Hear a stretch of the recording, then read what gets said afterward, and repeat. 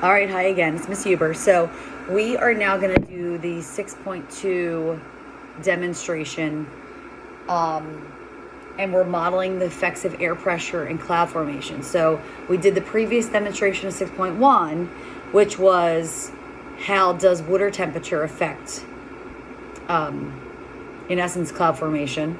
And now we're looking at air pressure.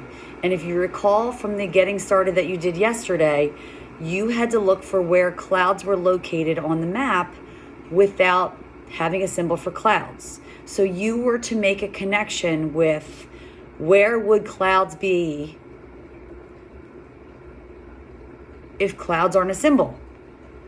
Are clouds going to be present with different forms of precipitation, with different kinds of fronts, with different kinds of pressure? Because you saw different symbols on those maps for rain, sleet, snow, flurries, cold fronts, warm fronts, high pressure, low pressure. And you were to look and see where would clouds be present. Now, yesterday, obviously, you just read the introduction and you were trying to look at a map and make a connection there. And a lot of you did a great job on that. Now you are looking at the demonstration 6.1, looking at water temperature, and how does that have the processes of condensation, evaporation, and precipitation resulting from adding an ice cube with my hot water and my cold water in the bottles. Now with this, you can hear I already have my water boiling. I have another one of my bottles, and we're going to try and create clouds.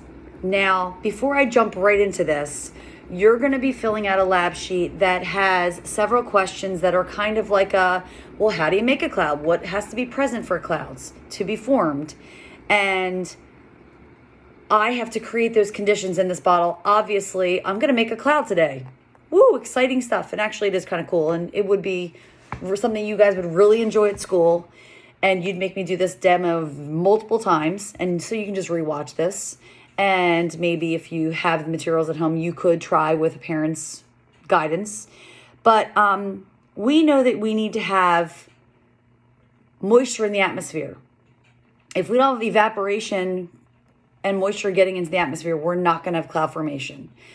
But in order for clouds to form, we need to have something for the moisture that's in the atmosphere to cling onto. And for that, I'm going to actually use our punk sticks. If you guys recall from back in lesson 4, we use punk sticks to show how the air moves. Well, we're also going to use the punk sticks to give us dust particles, because up in the atmosphere, we have volcanic ash, we have forest fire ash, we have dirt just from normal dirt and debris that flies up into the air, and clouds form on that. Kind of crazy, right? But this stuff that's floating up in the atmosphere is what clouds form onto. That moisture that's in the atmosphere condenses onto dirt and dust particles and ash from fires. And that's how we get clouds to form and cling together and together. The more they cool and condense. So I'm going to pour hot water into this bottle. I'm going to light up these punk sticks and I'm going to insert them into the top of the bottle. And we are going to then close it up, pull them out, obviously take these out, put them aside. Hopefully my fire detector doesn't go off because it's very sensitive. And we're going to see clouds form. But are they just going to form right away? We'll see. Because there is a catch. There is something that I need to do to make them happen. Okay? So here we go.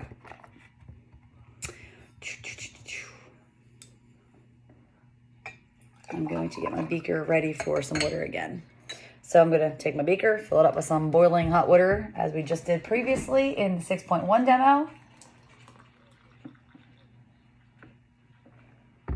Very hot, very hot, very hot. You can see it's really hot. Pour it in.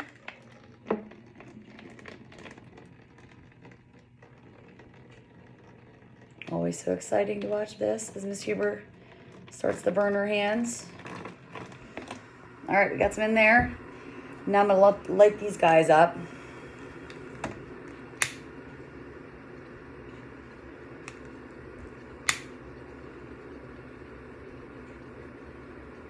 You gonna light up for me? Maybe not with my ceiling fan on. Let's try this again. There they go.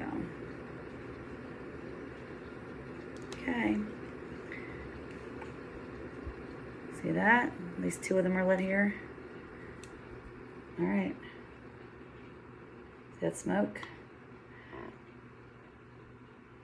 So obviously I'm inserting smoke into my bottle. You can see it's starting to come out the top a little bit. Okay. So now I don't want you to be, oh no, well we're making smoke. We're having smoke from the punk sticks. No. We're not having smoke from the punk sticks. We're not making a cloud from the punk sticks. We're providing a place for the moisture in the atmosphere to cling. So right now you can see it looks like we have this bottle filled with what looked like the last bottle from the Hot of 6.1, filled with, what's that magic word? What is that? What's the bottle filled with when it all fogs up? What's that called? Does anyone know? Anyone know? I hope you know. I hope you know. Condensation. All right. You can see there's no condensation down the bottom. You ready? Look.